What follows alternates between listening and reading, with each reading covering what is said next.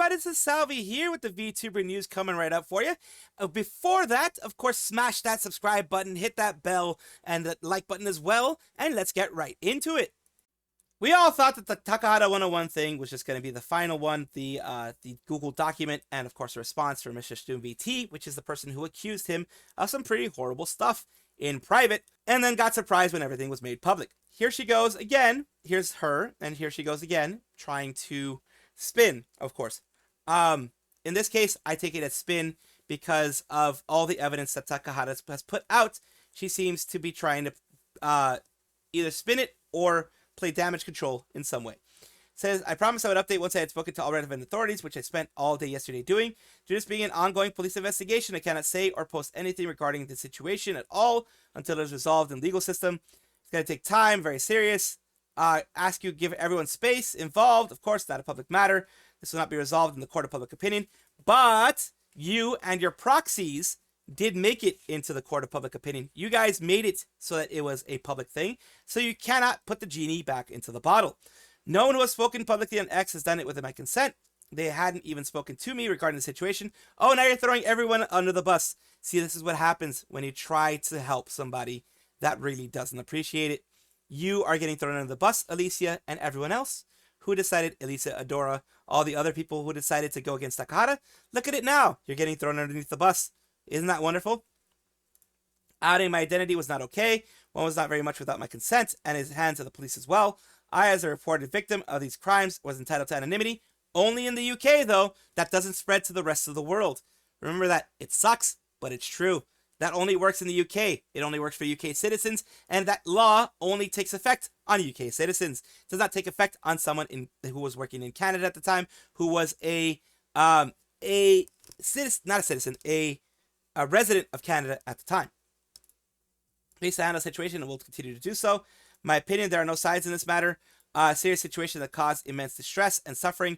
You revoked consent a week after it happened. That is seen there. That is seen in the things that we saw. You cannot do that.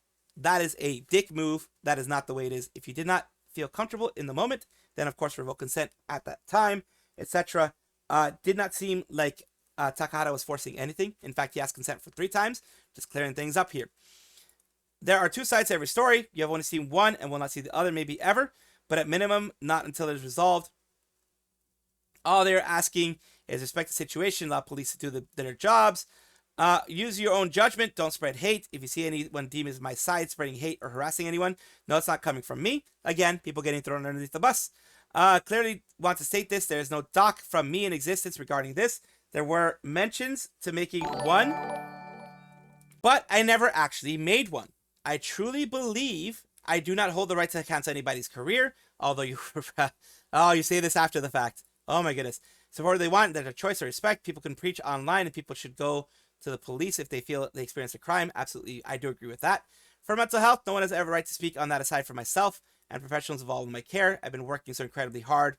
But you did make it a mental health a part of the whole situation when you mentioned it in passing in the receipts that Takahata has.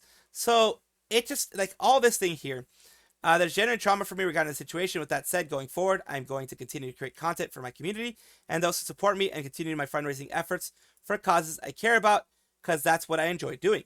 My future posts will not speak about the situation or engage in any post about it, and I will continue to work with the police to create a community I love so deeply. If you see people posting claiming to be on my behalf, know that it is not. If you do not want to support me or my work with me, that's fine. I fully respect that. Do not bring this to any online space. Comments beyond this post will be deleted. Please just let the police do their job. No posts were deleted, of course. So yeah, it is. This just causes more questions than answers, honestly. It's about, I read everything you said. It sounds like there's someone doxed you. Am I correct? And it says, so if somebody on your side is lying then, sorry, you straight up told people about what happened and skewed the F out of it. It's a police investigation, then yeah, sure, fine. But same time here, you're contradicting what multiple people have said. And that is the thing.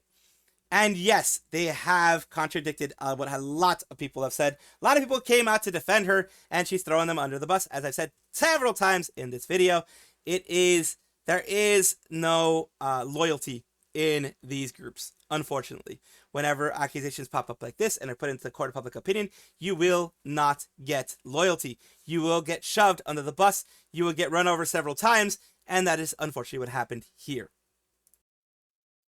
And there is more information in regards to Mistressdoom after we have just seen everything that she had to say about her new stuff, her clapback supposedly. We have Mecha, London MCM, a variety VTuber who also, does some art and things like that, has mentioned their experience with Mistressdoom, formerly EJ. Might want to check the pics there. Her name is not redacted in one of the screenshots. Only the mobile version removes the black box. Yikes. Other people saying yikes, JC, that type of thing. What are we talking about? Don't tell no lie on me. I won't tell no truth about you. I was going to keep this brief and concise without any flair. Mistressdoom VT, whose real name is EJ, full name is not disclosed to conform with TOS of Twitch, has known me since 2019. Granted, I was not aware of her light switch relationship with Takahata. Everything will be displayed as a timeline that I can recall. Sadly, I do not have messages from our Discord, most likely deleted on our account to rebrand, but I have PayPal records and our government records. I was with her personally at London Comic Con in May 2019. During this time, I was going through my training in Taekwondo and Korean kickboxing and doing temp work as I recently left my permanent job due to a toxic work environment. Her and I have casual chats before, even when I was in a relationship with Hula Satwin, and I brought up wanting to commission her for cosplay work at Unico as from Warframe, as no one had done that character before. So she sent me an invoice, and via PayPal we discussed the price for £1,000, which is about maybe $2,000 around there, as I wanted to cosplay this character when I finally got to TennoCon for the first time when London Comic Con happens again after the pandemic. Unico from Warframe and Fortuna is right here. Let the geek out. This is the stuff here. Registered office address. This is the basically the receipts for everything. The company has been dissolved on April 22nd. Private LLC and on February 2014 was the main one. Please note publicly available information from government as we live in the same country, as proof she was a director of the company known as Geek Out from start of the company to its dissolution. Here's the director here. Basically giving proof that they have all this stuff here. Now display all the entries of payment I sent the company cosplay commissions. So Geek Out was the company that they commissioned for it. She was the one promising that all these things were going to happen. These are British pounds. Let the geek out 100, 100, 100, 300 right there, 600 there, 700 there, and 1,000 there. Wasn't the only person she stiffed up during this time frame. A Dragon Ball YouTuber known as Revolution was scanned by her for a prop commission of a Nimbus Cloud for Sayacon that occurred on the 20th of September 2019. He will know the price of that commission that she failed to complete. Starting in 2021, she messaged me on Discord that she cannot complete the order, refund as soon as she was able to. Of course, did not materialize after 4 years. During my 1.0 days, I rated Mistressdoom as she was connected to my friends CL Dark Rose and Malakata. Within 24 hours, I was blocked on all socials and banned from her Twitch as I did not break any rules or ethics. Originally, I assumed it was my connection to the loading crew, but now I know it was more personal, as Mecha has been my name for the longest time, since 2000s before she met me as E-Science. So she basically blocked because she couldn't pay that price from what it looked like. To this day, she still owes me $1,000. Do not plan to pursue legal action as my job is already time consuming and payments for lawyers would be more than $1,000. We've already gone through this year with the passing of my late fiance on Valentine's Day. Recently been diagnosed with HPV. I'm just going to watch in silence knowing my story is finally out of its cage. And EJ, if you ever read this, I don't feel anything for you anymore. I'm glad you burned our bridge because I know I ain't going to help rebuild it after what you did to me. Everything leaves a trace, and you left a massive digital footprint in many communities. Do not bother contacting me. This is a big yikes. This shows that a not faithful narrator, that there is some more stuff. There's always stuff hidden in the closet that maybe she didn't want to have found again, but there you go. You found some more stuff, and doesn't look good for her. Makes her look like a scammer here. Someone that you shouldn't really trust for the most part. Someone that maybe does things for their own benefit. I will leave that to you guys. This is just from what I'm seeing here. It is absolutely... I knew this was going to happen. Whenever you try to knock someone else down, there's going to be someone out there that has dirt on you that will come out eventually. So this is more comeuppance, in my opinion. Seeing as though she has no real proof of the allegations she did before. And it's coming up that she's not a great person. We'll see how all this ends up. Dokibird is an indie VTuber, an indie female VTuber who needs no introduction nowadays. She's doing amazing things, and she is in the news today because, of course, YouTube screwed her over in some way, shape, or form. It is really, really, really messed up how these things happen. Let's see right here. Messed up at the moment with their new algorithm system, new algorithm restriction thing. But the one thing that grinds my gears, oh yeah, and the new like CCV calling thing that they're doing for streams and stuff. Like I had a meeting with my manager because he was like, okay, yeah, so there's like new changes and stuff. Like he was telling me about the new changes.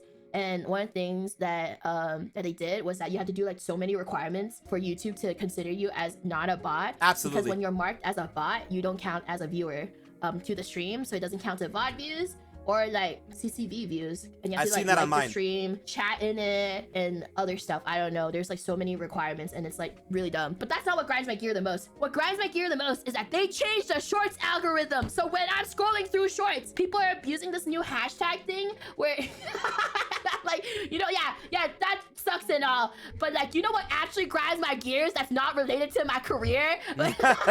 So when you're looking at your YouTube shorts, people are doing this new thing where they're spamming like specific hashtags, and when you're browsing, when you're like, you know, scroll down for more shorts, they only give you videos with that hashtag because it's a trendy hashtag. But the thing is, it's all like random ass AI videos spam abusing the short, and that's why it's trending. So I've been getting like videos that are not even part of my, like, are not even like the videos I usually watch, but yeah, they're basically bot farming. So like, you know, if I'm in the bathroom trying to watch my YouTube shorts, I get some goddamn mediocre shit on my timeline because they all just are like bot farmers farming this like hashtag, and then they're all like so random too. Sometimes they're like random Reddit stories, but there aren't even actual Reddit stories. They just like made they like add ChatGPT to make a fake Reddit story, and then they put like random clips over the voiceover of this Reddit story, but it's not even a real Reddit story. They actually AI generated these stories. It is annoying. So weird. And so like my YouTube shorts is now like corrupted by these random hashtag videos. It's actually so goddamn annoying. But yeah, no, the other stuff also sucks too, I guess. Oh goodness gracious. I mean, the other stuff also sucks, but it's ruining my procrastination. So there we go. She just, of course, making it funny after the fact. But yeah, it is annoying that I've been noticing that on my streams, on my videos, on my stuff. That yes, in order for you to be counted as a viewer, you do have to do, you know, commenting and all that kind of stuff. It is really bad. I do hope they fix it. But both Twitch and YouTube are trying to fight bots at this moment. The VTuber Rem Kanashibari, who is a part of V4 Mirai, Lunalia generation, is having her new outfit debut soon, and V4 Mirai and herself have put something out. Some people are having an issue with this. This is the reason why I'm covering it. Some people have an issue with it because it's like, oh, you're showing too much of it instead of it being an actual reveal, and I will show you what they mean. Let's take a look at the outfit trailer. Saturday 13th of September, 3 p.m. PDT, 11 p.m. BST. Let's take a look. It's Sleep Demon, Paralysis Demon 2.0. You have that there. That's pretty much showing a lot of it there. So it's less of a reveal, a lot of people feel. Like this kind of stuff here with the merch drop and things like that, showing that right away and not doing a, you know, silhouette or something like that. People feel it is showing too much because people like being shown like a silhouette, being teased a little bit more, maybe having, you know, the outline of it being more of a tease, like, you know, Hololive and others do. It is a choice that each one makes. I'm pretty sure Rem saw this beforehand because she posted on her actual Twitter. She saw it beforehand and was like, yep, this is cool. This is going to get people to actually, you know, take a look at it. Maybe instead of it being a silhouette, do something new. As a smaller agency, they can kind of do that. As I think they are not super small. I say smaller because they're not super small. But yeah, this is something that some people had an issue with because it's like you pretty much showed everything. But any fans are gonna like, oh my goodness, this is so cute. I want to see her in it. I want to see her display it. I want to see, you know, what kind of different toggles are available and different things are available here for it. And that is one of the good things. That is one of the things that I do like about this whole thing. And I do know that it's going to go very, very well. Kogenei Niko is a member of device, Hololive device. She's part of the Flow Glow generation, the second generation of Hololive device. She is a very popular member of it. She, right now, has been kind of, saying stuff since September 10th. She has been sick. Here's an announcement for everyone. This morning, I had a fever up to 39 degrees. That is a dangerous fever. For anyone who knows, that's a dangerous level of fever. When I went to the hospital, it turned out that Niko-tan had been infected with the C virus, or in this case, the human malware. After consulting with Maniko, the manager, of course, we decided to take a break until the 15th. I'm really sorry. The reason why they always apologize, this is something in Japanese culture. It is basically, I'm sorry for the trouble I have caused. I'm sorry for the inconvenience this is causing. It is from my understanding, correct me if I'm wrong, it is a societal thing. It is a cultural thing. Either way, they don't like the fact that they are troubling the fans by not being able to be there. And then, of course, they respond, please take care of yourself. Everyone down here, get well soon, Niko, Koreji, Ali. Regloss says take care. Niko-taman, Hajime. We have Riona saying take care, get plenty of rest. We have Vivi as well saying Niko, take care, rest well. Other members here as well saying the same thing. Other members and friends and fans and everything. Wishing her the best. She continues, we're heading towards the first anniversary and yet they're sick. So hopefully things get better. Hopefully they can, show up and be very, very strong for the first anniversary. Suchan asked me to let her do it once, she gets better, basically once Niko gets better. I think it's a bad translation overall because this is the original here. So I think the schedule will change. I'm sorry for the trouble, Suchan. So yeah, they are going to be trying to get better as soon as possible. I do know things are going to, it's good for them to take some time away from everybody for the whole situation. And I do think that things are going to get better for them. Hololive has always been doing great things for their fans and great things for their community. In this case, they're doing something great this time as well. Hololive English has announced on their Twitter news. Hololive English official pop-up store Chronicles of Hololive EN, the Nexus Gate Act 1, The Portal Awakens, is on the way. Come hang out with us on October 6th through November 2nd at the American Dream Shopping Mall in New Jersey. So this is they're probably going to have meets there or signing moments or something like that for them. Some special events, things like that. You usually have special merch, special things like that. So that's going to pop up eventually as well. The official Hololive shop here, September 12th. Cover Corporation has announced their first official Hololive English pop-up series, Chronicles of Hololive's EN, Next Gate Act 1. That means it's going to be Act 2, Act 3, etc. Coming to the American Dream Shopping Mall in New Jersey, USA. Doors will open starting October 6th and will run until November 2nd. Pop-up store will feature in-store displays, mystery solving events, merchandise sales, and meet and greet events starring Hololive English talents, all of which will center around its Nexus Gate Act 1, The Portal Awakens theme. Details and additional information regarding this will be announced at a later date, but right now it has been announced where it's going to be. It's going to be in Jersey. It's going to be in Jersey. And while a lot of people don't like going to Jersey, while a lot of people want to live their whole lives not going to Jersey, this is a good reason to go to Jersey. So enjoy your time there. You don't have to enjoy anything else in Jersey. Just go to the Nexus Gate and have fun there. Kronii, a member of Hololive English, who is a part of Hololive English Council, now promised, has had a game come out through Holo Indie. It is a game brand created by Cover Corporation in order for game makers to be able to make stuff with their IPs and work out royalties and things like that and help them publish it and things like that.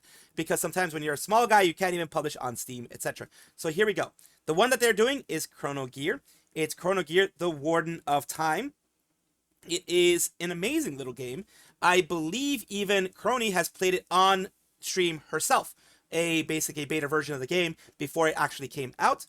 It was announced on January 20th that they were a part of Holo Indie, that this was a game coming out. Some other cool things. This is their main visual here.